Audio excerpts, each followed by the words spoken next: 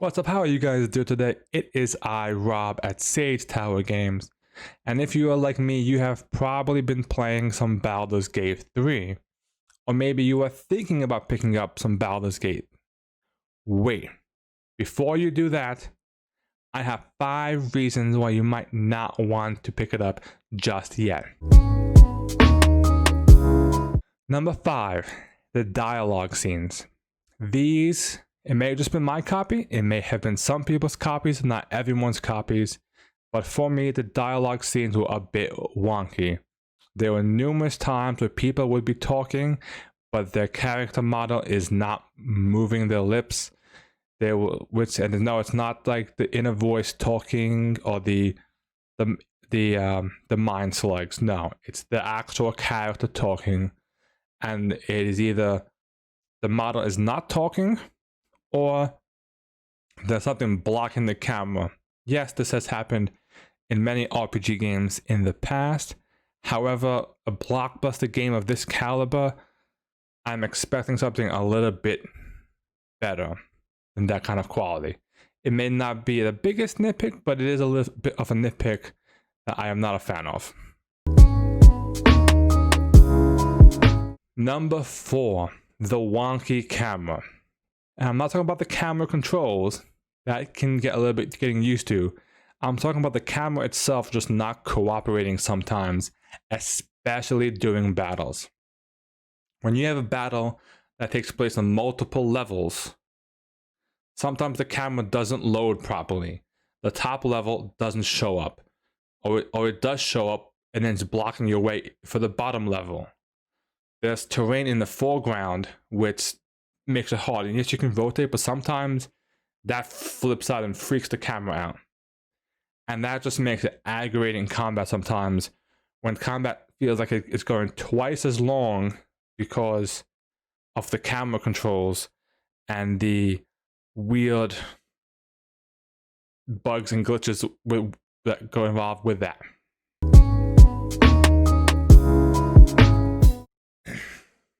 Number 3, no boss. What I mean by this, and this is maybe a little bit of a spoiler, but the end of Act 1, which is what we currently have available to us in the early access game, there is actually no boss enemy at the end. Yes, there are bosses in the game. Yes, they may be related to side quests, but there is no story boss to kind of end Act 1.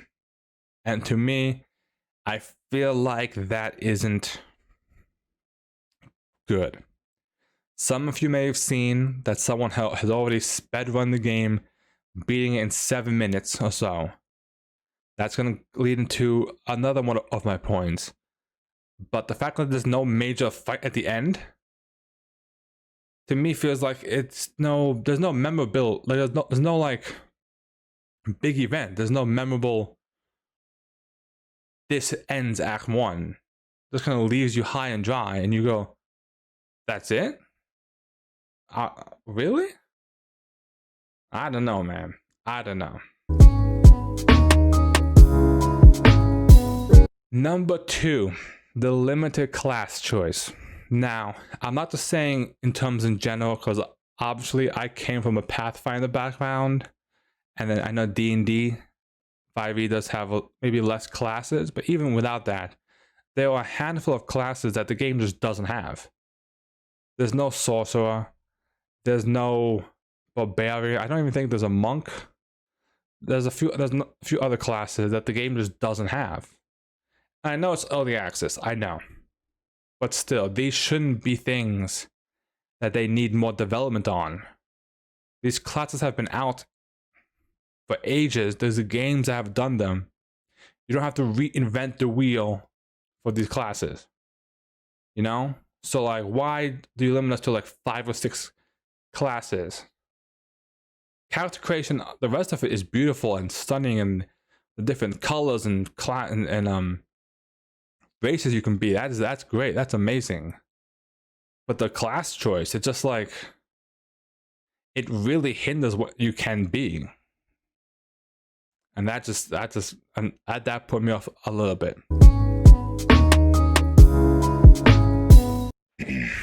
Alright guys, the number one reason why I am hesitant to recommend you guys buying this game until more of it is developed. Act 1. Now I know I mentioned in number 3 there's no big boss. This is more the whole story in the whole thing.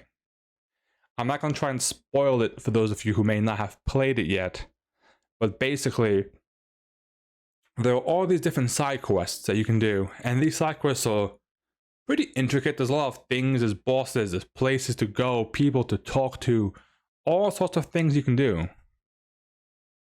And in the end, it doesn't actually matter. Not one of these side quests actually matter. They are not part of the main story. They barely, and I say barely, point you in the direction where you have to go, really, I feel like. And then similar to my other point, when you actually go to where you have to go to and end Act 1, you're like, what? Really? That's what we have to do? And then you realize that that one little area that you probably took a few hours to play, which was a great side quest, could have totally been skipped. And I feel like by having all these different leads, but none of them actually take you to where you need to go, it actually let me down pretty big. And it may just be because I'm playing Kingmaker at the same time. And I know but like, I feel like even then they have a bit more of a story, and there's just no,